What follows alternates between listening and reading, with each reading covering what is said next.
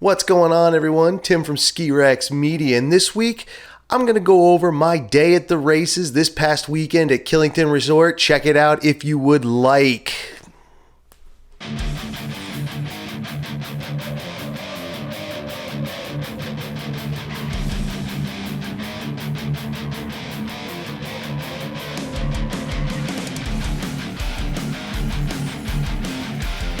So if you're a fan of the competitive side of skiing, not just getting out there and living the lifestyle, but watching pros race and do what they do best, you might know that, and I know I've been talking a lot about it on Ski Rex Media, but Women's World Cup was over at Killington, just right up the road from here, 30 miles, 30 easy miles at that. And I decided to go check it out because why wouldn't I? And it's not the first time I've gone. This is my second time actually. I went back in 2017, didn't make it last year. And I went this year. Again, in 2017, I was at the GS race as well, the Giant Slalom. So there you go for that. But let's start with that easy drive. I get up just in time to get to the Skyship gondola, sitting on Route 4, heading towards Killington. And I know that's a little local for those who haven't been to Killington, Vermont, or who don't go often enough to have the roads memorized. So I head out. Now, here's the wonderful thing about it. A little tip for these races, and that's what we're going to do. We're going to talk about the race. We're going to talk about the tips. We're just going to go over my whole experience, and maybe that'll help you want to have the experience, or maybe it'll help you with your experience, or maybe it's just me bullshitting and I don't know what I'm talking about, which is always possible. That I don't know what I'm talking about. I'm always more than willing to be wrong. Anyway, I get up Saturday morning. I left myself enough time to be at the gondola, the Skyship gondola, at about 8:30ish.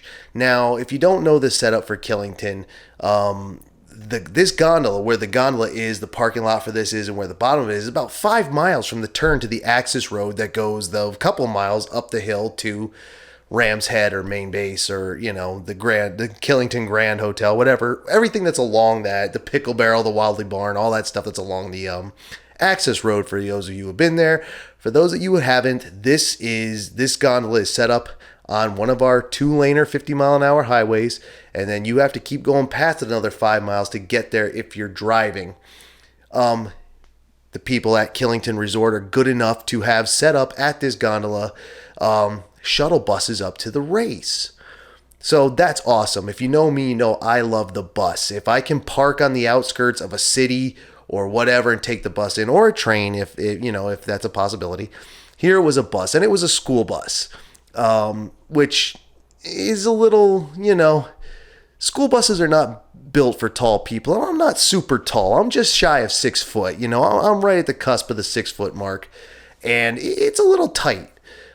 So I get on this bus. Now, the wonderful thing about it at first was that the bus was able to go without being full. Why? Well, the parking lot wasn't full. It was early. I got there at such a good time. I got a decent parking spot. I walked up to the bus. I sat down. I picked the terrible seat on the bus, the one where the hump is for the wheel, where the wheel well is, one of the rear wheel wells. On the left side, I was on driver's side. And so I was able to change seats, and I had the seat all to myself all the way up to the venue, all right up to the, the Main Base Lodge where they're working on the K1 Lodge up there. Is it the K1 Lodge? I think it's the K1 Lodge.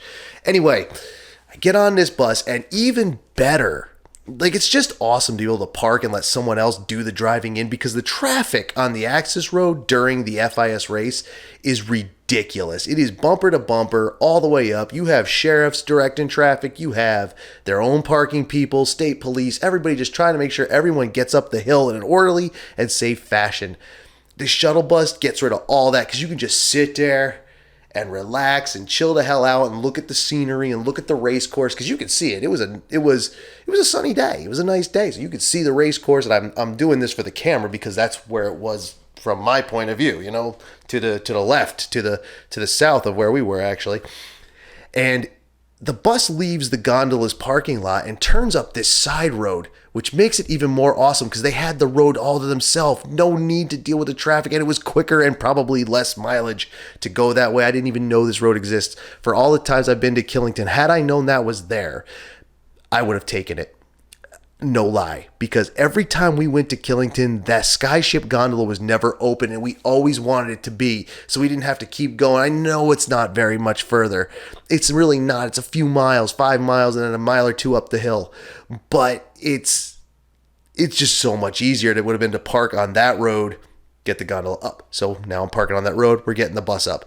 Get the bus, walk up, thousands upon thousands of people trying to get through the security lines and all that, and it's kind of amazing.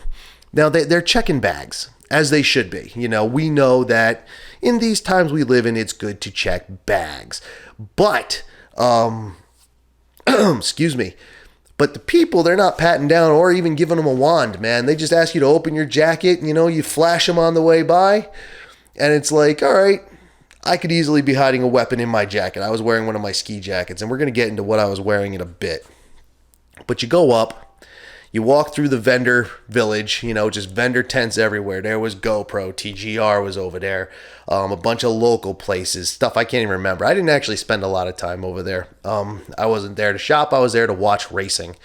And I was able to post up pretty close. Like, the setup is pretty good. Down the Superstar Trail at the bottom is where everybody can set up, and you can set up, you know, along the edge of the fence if you can. There's a lot of people. The first run isn't so busy. The second run, that's when everybody comes out of the lodge. So it's kind of hard to get to the fence, but the fence is still, you know, there's actually a couple fences, and in between those fences, there's a good 10, 15 feet, you know, so you're not all that close. Or if you're not, and that's just for GA people, general admission people, and then, you know, no ticket fee for that. If you buy tickets, you get bleacher seats. Bleachers are at the bottom, so you definitely have decent sight line from there as well. Plus, you can sit down. Plus, your feet aren't in the snow. Again, we'll get into how I was dressed in a bit. But the bleacher seating might be worth it. I can't decide. I have decided that paying for parking isn't worth it. I'll park at the lodge and ride the bus up every single time. But bleacher seats may or may not be worth it. I post up as close to the, not super close to the fence, because the closer you are to the fence, the less you'll see. And where I was for the first run, I had a pretty good view of where the racers were cresting on the one part of the hill and then coming down for the last bunch of gates into the finish line. I could see the finish line for the first run. So you set up, I set up, that was pretty good. And I'll tell you, man, even to this day, I mean, going to any live sporting event is awesome. Even if you don't like the sport, I'm not a big fan of baseball, but I get a kick out of going to a live ball game. Basketball, I love basketball. I've watched basketball, and I've been to basketball games, college and pro. Well, NBA, what do they call it out there in Las Vegas? The preseason, the summer league, NBA summer league. So I've done that.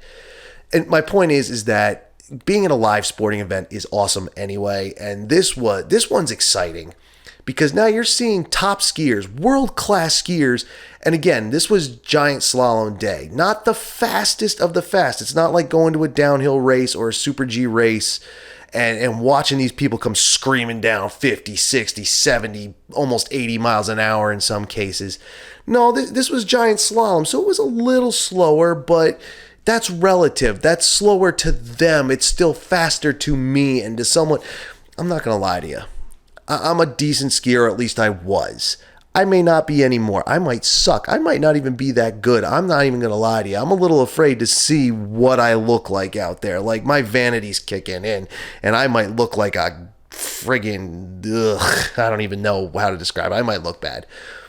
But you're there, and even if you aren't right up against the fence, these women, they crest the hill, and they're turning these gates, and it's quick and it's exciting. And as you're watching, because you can see the screen, there's two screens, and you can see that timer, that stopwatch going, the little digital stop, and you're like, holy crap! And they're just moving so quick, and you're pushing, you're excited, because even if it's not your hometown hero, you know, not like for me, obviously, and most of the people there be the American athletes. But if you're watching one of these races in Canada, the men were in Canada last weekend, so the Canadians, that's hometown. Where were they? Austria a couple weeks ago. You know, so the Australian, right on, dude. Austrian athletes were the hometown heroes. It's very exciting no matter who's coming down. Now, here's where it gets double exciting. Michaela Schifrin was either second or third for the day. I can't remember which offhand. I think she was second person on the first run. And she gets, I've honestly never heard a crowd like this. I'm not even going to lie to you. I've been to concerts. I've been to sporting events. I've seen big crowds, and I've never heard electricity like this. And the cool thing about an American crowd is that they were loud throughout the day for everybody who was coming down. Didn't matter, which country they skied for. They were loud no matter who was coming down. But she took the starting gate, and we can't even see her. We can't see the starting gate from where we are. At least, I don't know, maybe in the bleacher seats you can, but we can't where we are on the hill. Now, if you're down, at one of the hotels or Ram's Head Lodge, you could see the starting gate, kind of, but everybody looks like a little ant. From where we were standing, you can't see it. All you know is that on the big screen, you can see her at the damn starting gate, and the people lose their friggin' minds, dude. They go nuts. So she starts, and she comes out. She came out pretty hot, man, and she was booking. And she's coming down.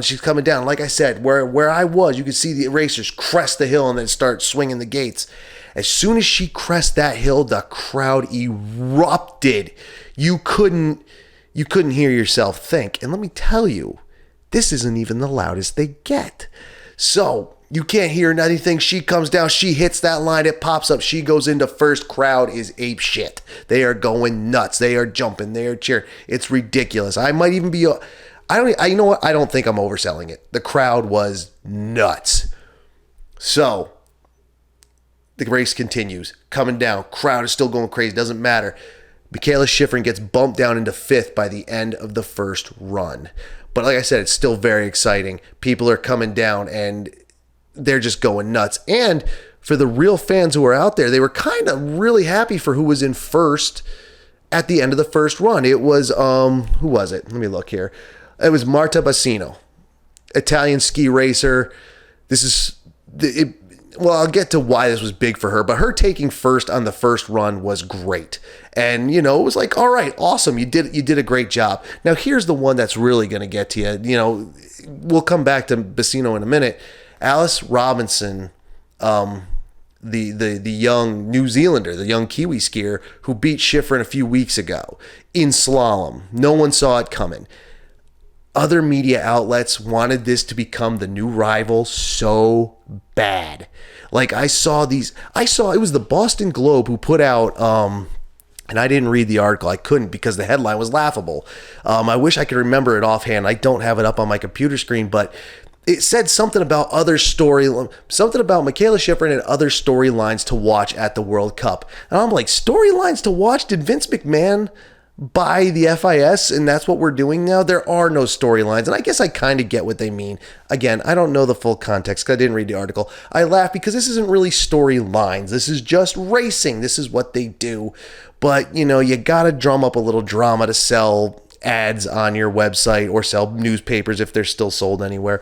But you want people to read the article. It's not really clickbait, but it's not really, I don't want to say dishonest, but it's not, I wouldn't have said it. I have, as I've been writing for Ski Rex Media, fallen into that trap and had to go back and correct things or just feel like an asshole that I wrote it. But the thing is, with this one, people wanted Alice Robinson to be Michaela Schifrin's new rival, and that's the way they wanted to play it up. But she beat her once. Now, granted, she just turned 18 this past, I think it was while she was in Vermont, was her 18th birthday, I think. So she's a young kid, and she beat the unbeatable, and congratulations, she did a great job, but it was one race, and it was the first race, but it was one race. So she gets injured during that race. She takes a couple weeks off. She surprises. Not really a surprise, but she does a little sooner probably than some would have thought. Comes to Vermont and says, I'm going to race GS on Saturday. Great. Go ahead. You've never been to Vermont. You don't know the ice coast. And I'm not trying to be a dick, but she wiped out. She crashed out. Not saying that anyone expected her to, but, and again, I'm not a real competition know-it-all. I watch it. I know enough to watch it in the alpine disciplines. I'm not so good with cross country. I'm not that great with the freestyle stuff because the tricks change names every year. There was tricks that they were doing when I was, in other disciplines like skateboarding and stuff and BMX, and some of those tricks translated, but the names have changed since I'm 40 years old, and the names have changed so much I don't even know what they are. So I'll count spins, and that's as far as I'll go. Anyway, back to the point. I'm not a pro at racing, but even I would have said she's hurt, and if she does go out, I'll take it from the context of a betting man, which I am. I wouldn't have bet on her to make a showing. And she didn't. Not saying that I knew it was going to happen, but that's what I would have gone with. And who knew she was going to crash? I didn't know. Honestly, I don't even know offhand what her performance was the next day in slalom. But I do know who was on, I have it in front of me, who was 1, 2, and 3 of the slalom the next day, and we'll get to that. So anyway, Robinson crashed out. Schifrin's in 5th, Wendy Holdner's in 6th, and the Italian Marta Bassino is in 1st. And that's at the end of the first run. Now, the break between the first and second run's a couple hours. Getting into the lodge is ridiculous. It's a ridiculous notion, but I personally had no choice. I was freezing cold. There was a time when 20 degrees, for me, 20 degrees outside meant I had to put on a hoodie. Just have long sleeves. That was it. Back in my days at Mount Snow, working at the Summit Lodge, shout out if there's any of my heads from back in the day who ended up watching this and listen to this and follow SkiRex Media and skirexmedia.com. Back in the day, I would, and so would my friends who were there as well, would go out and have our break on the back porch in the wind and the snow in just our shirts and aprons and whatever we were wearing that day. No jacket, no snow pants, no ski pants, no nothing. And people would look at us like we were nuts, but we could just do it. And now I was layered, but apparently it wasn't the right layers and it wasn't enough layers because I was friggin' freezing. So I fought my way into that lodge, and I found a place where I was standing and trying to have a social media presence because my phone battery stinks out loud, and I'm trying to run it off the backup battery to post pictures and some video and do all that. And here's the funny thing. This is a little side note, and tell me if you think this is funny. Go to the comments or email SkiRex Media. You might get a kick out of this. So as I'm walking around the lodge, also looking for a restroom, I go into the men's room. There might be a line in each of the men's rooms, maybe 4 or 5 guys deep, few minutes. Compared to the women, you were in and out. This looked like an old comedian's joke. I'm sure I've heard stand-up guys doing this bit, really cheesy friggin' bit too, about women in restrooms and lines in the women's restrooms. It's a bit we all know. You know what I'm talking about. More than one comedian's done it. Sitcoms have done it. But this shit was legitimate. There were women's room lines 20, 30 minutes deep. And I couldn't help but laugh because, come on, ladies, don't stereotype like that. Actually, I don't know what the deal was, but very literally, the restroom lines for the women were down hallways, literally 20 minutes deep. And some of these lines were some of the women in the lines were going into the men's room, and I mean, men don't give a shit about that. We could care less. Some of us, some do care, some don't. I don't know. But it was kind of funny. It was a good chuckle to have while waiting for the second run to start and trying to warm up, which I couldn't. I should have sprung for some toe warmers. I didn't. I probably should have sprung for another jacket. I should have dressed more appropriately. Even though I was layered, I wasn't layered enough. So if you go to a ski race, remember, you're going to be outside for a couple hours. Over layer. And I know that anyway. Because that's a skiing tip. Over layer, because you can always take layers off throughout the day. And back in the day, I would actually even layer because I knew I'd be hot as balls. Skiing is a very active sport. You get hot and sweaty, and why ditch layers if you can deal with the cold for a little while until you get the blood pumping. But here you're not getting the blood pumping. You're just standing there watching a race. You're watching a sporting event, or you're sitting there if you're up in the bleacher seats, and they had blankets and shit. So, they knew the deal. Anyway, 1 o'clock comes, second run. We all come out. And when I say all, I mean all. I think there were close to 20,000 people there again for the weekend. I don't know how many each day. I don't remember offhand. I know I read it somewhere, but yeah, there was a lot of people. I couldn't even get the same spot that I had, and the spot that I got was just blocked by people. My view stunk out loud. But the crowd was nuts, and it was kind of awesome because, if you watch these sports,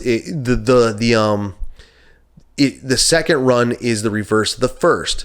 So whoever came in first on the first run goes last. So then last goes first. So you're watching it, and you're watching these women who, it's not me speaking to their ability. They're world-class ski racers, all of them. But some of the ones at the bottom just either don't have the experience, maybe they don't have the ability, or maybe they have something else going on. They're at the bottom for a reason. Again, I'm not shaming or I'm not talking shit. I'm just saying there's a reason. So it does get exciting though, because these who aren't at first are at least going to be in first for a little while. And British skier Alex Tilley was in first for quite a while. But then you turn to that second half, the women who were top in the first run, and now they're screaming down even faster and faster and faster and faster and faster. So Schifrin was in fifth at the first run, so she was fifth to last. She comes down, and again, now I can't oversell the noise the crowd made on that second run. Now, I said for the first run, you couldn't hear yourself think. You couldn't hear a fucking thing on the second run. Oh my God, dude. She could absolutely hear these people up at the top of that hill. With the wind and everything that was blowing, anybody up there could hear it. The crowd was just blasting. And as soon as she hit that crest point again, the crowd friggin' went ballistic. And she came down and pulled second, but the crowd still went nuts. I don't even think the crowd noticed. I think it was a good 30 seconds to a minute before anybody noticed what place she came down in. She was just in, the finish area, the stopping area, and the crowd was balls out, just balls out. It was crazy. And then, the next few go by, she holds second. And then Marta Bassino came down and she took first, pushing her teammate, whose name I can't pronounce correctly. It's Federica I don't know how to pronounce it. Brignone. It's Italian. I'm not sure how to pronounce it. I know that makes me look like such an asshole, but it's Brignone or Brignoni. I'm not 100% sure. I just don't want to fuck it up. Now, so two Italians, first and second, and then Michaela Schifrin in third, which some people would say, oh, it's third place, but she's a slalom specialist, not necessarily a giant slalom specialist. But that third place position still put her first overall, I believe. She got the leader bib back. So she, it's still a win. A third place is still a win. That's how these sports work. So for the first day, GS, really awesome. I can't stress enough how awesome this is. And if you can get out to see it, to see a live skiing competitive event is really great.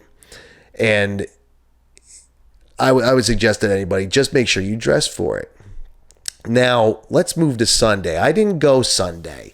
A couple reasons I couldn't go. One of them was the snowstorm that New England had was supposed to have started as the second run was starting, which means that 30-mile trek back to the house here, back to the HQ, could have been kind of rough. And, I said, all right, better safe than sorry. Okay. So I didn't go to slalom, so I can't give much commentary on it. I also didn't get to watch it. Sunday morning was kind of busy for me. I was running around doing stuff here, trying to get prepared for the snowstorm and whatever. But here's what I can tell you. After the first run, it was Michaela Schifrin in first, Petra Vlhova in second from Slovakia, Wendy Holdener, Austrian, third. Is she? She's not Austrian. She's Swiss. No, wait. The other. God damn it. You see, this is the problem with me. I can't even remember my name half the time, and I'm looking this one up. Damn it. Absolutely looking this one up because I've biffed already so much. It makes me not look like a poser so much, but it definitely makes me look like a jackass. But what are you going to do, you know? You do what you can, and, you know, if people think you're a jackass, they think you're a jackass. And I do tend to act like a jackass from time to time. Swiss. I was right the second time. So, see, maybe I do know what I'm talking about. I just biff a little bit. Anyway, it was Michaela Shiffrin first, Petra Vlhova second, Wendy Holdener third. Who didn't see that coming? I mean, again, we can quantify that because it happened, but these three women just they dominate slalom. And I'm sure the crowd was equally as nuts. I'm looking at it now. There were 11,000 fans Sunday. So there you go. It ended with who was in third. Let me look and see who was in third. Anna Sven Larsson was in third, Swedish. Petra Vlhova in second. Now, we all kind of saw that coming. All equally, well, not equally by any means, but also a slalom specialist. And she was the only person to beat Shiffrin in slalom last season. Now, Alice Robinson can say that for this season, but Vlhova, you know, Vlhova would have actually been on that podium if she hadn't crashed out. That's where the betting man would have put money. But Vlhova in second, Shiffrin in first, that you don't even have to be a betting person to bet that. If you hear those names, you know that's 1 and 2 typically. And it was, except Shiffrin had a 2.29 second lead. That's what her finish time was 2.29 seconds ahead. I'm pretty sure I heard the crowd. I'm 30 miles away, about 36 from where that venue actually is. As the crow flies, where the finish line is, I bet you if I pulled it up on a map, I'd be about 36 miles. That crowd, I swear, I heard them. They lost their goddamn minds, and I'm sure they did. When you see not only the hometown hero, which she is, for us Americans who like competitive skiing, she's the hometown hero, and she just dominated the crowd. She dominated the field like it was nothing. And I saw the replays. She made it look effortless, which is the difference between talent and know-how. Part of talent is making what you do so well look effortless. So that's what she did. And again, I can't really comment much on Sunday because I couldn't go. What I can tell you, though, is if she won, and no, I literally didn't hear the crowd, but I'm not surprised. I wouldn't be surprised if I would have heard it. So congratulations to Michaela Shiffrin on her win, and Bassino for her win the day before. Marta Bassino from Italy for her win the day before on GS. And congratulations to all the athletes. They all did a great job. They put on a hell of a good show. I know it's their job, but man, watching them ski is like nothing else. Watching a professional do what they do best in any sport, any art form, any vocation is a great thing to watch, you know? But watching these women ski is awesome. And it was really something to go to see. And a shout out to Killington because they put on a fucking great show. I mean, they take a mountain. No mountain is built to have 20,000, 30,000 people hanging out for something like this. And they take it and they do it. They own it and they take care of it.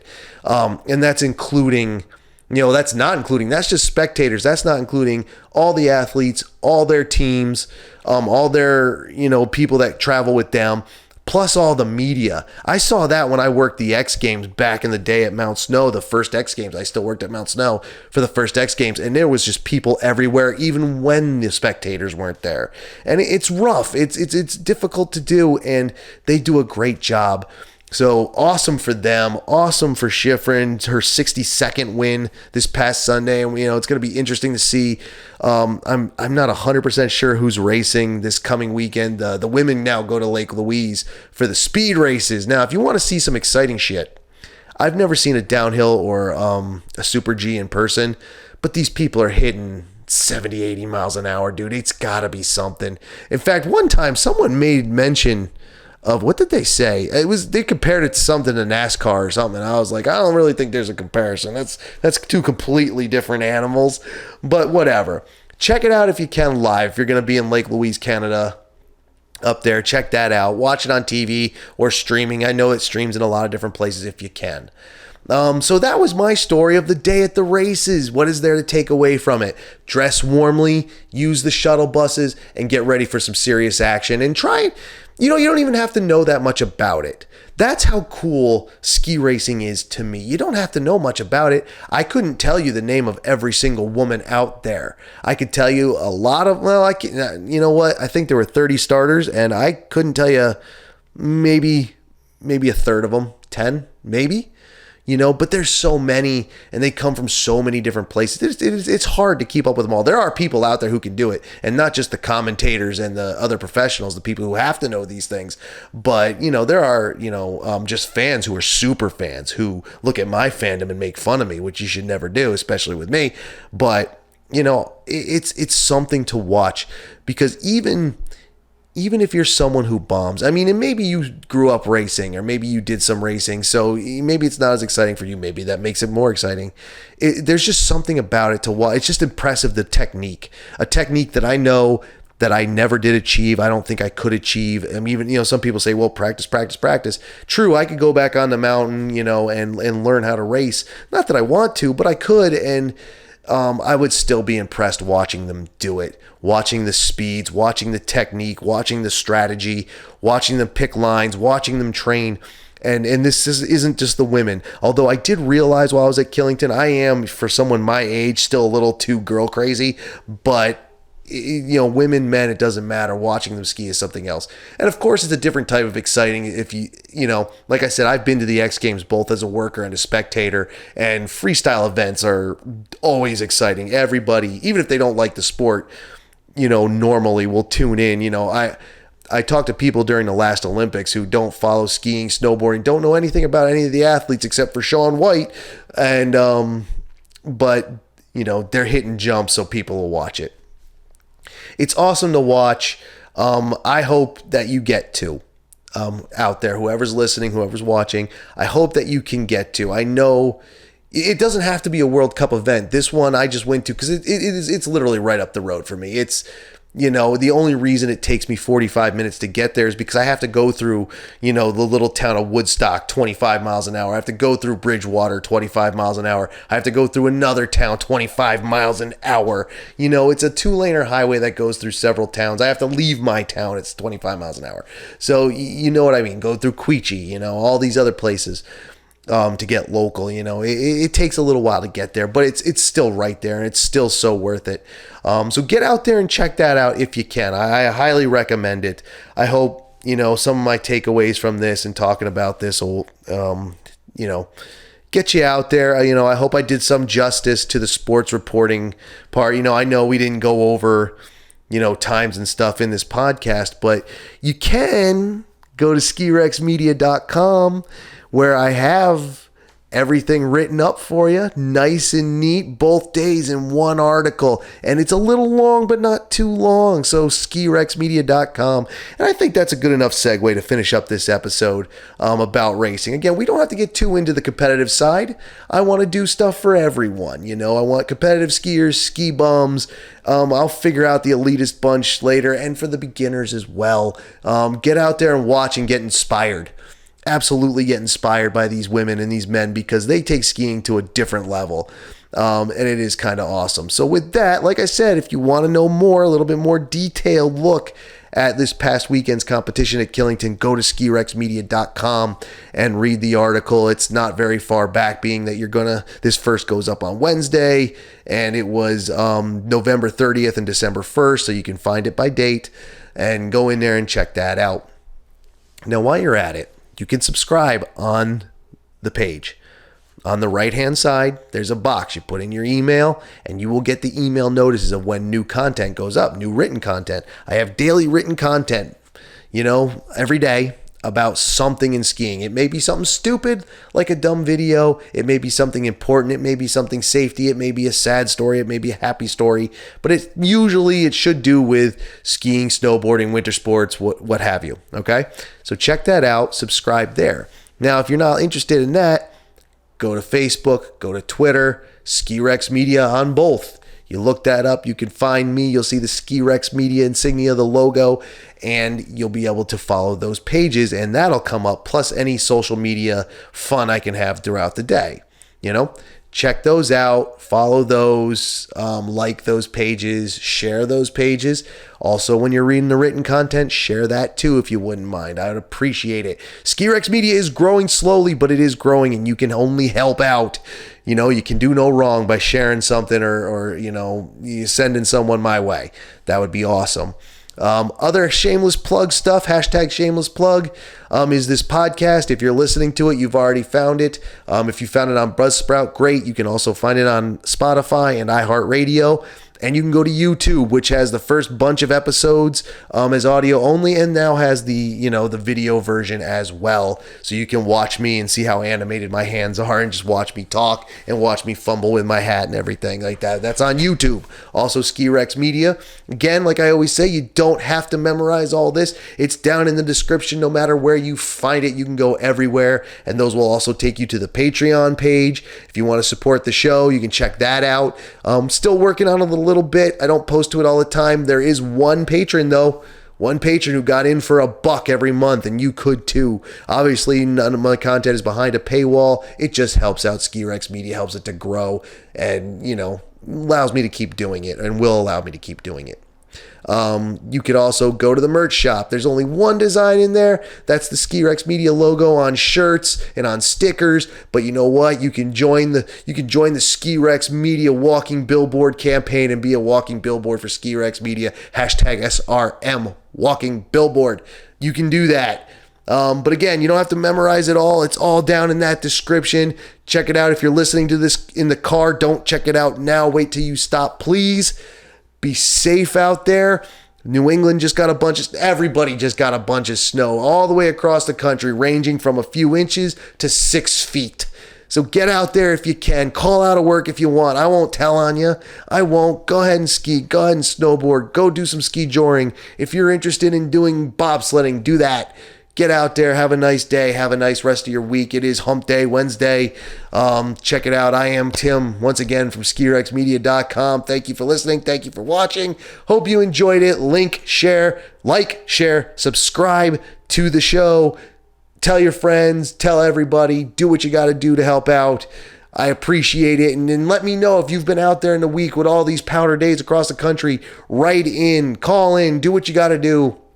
And let us know, and we could talk about it more, all right? Again, thank you for listening. I hope you enjoyed it. This one was kind of long, but I still hope you enjoyed it. I'll check y'all out. I'll see y'all out there. Laters.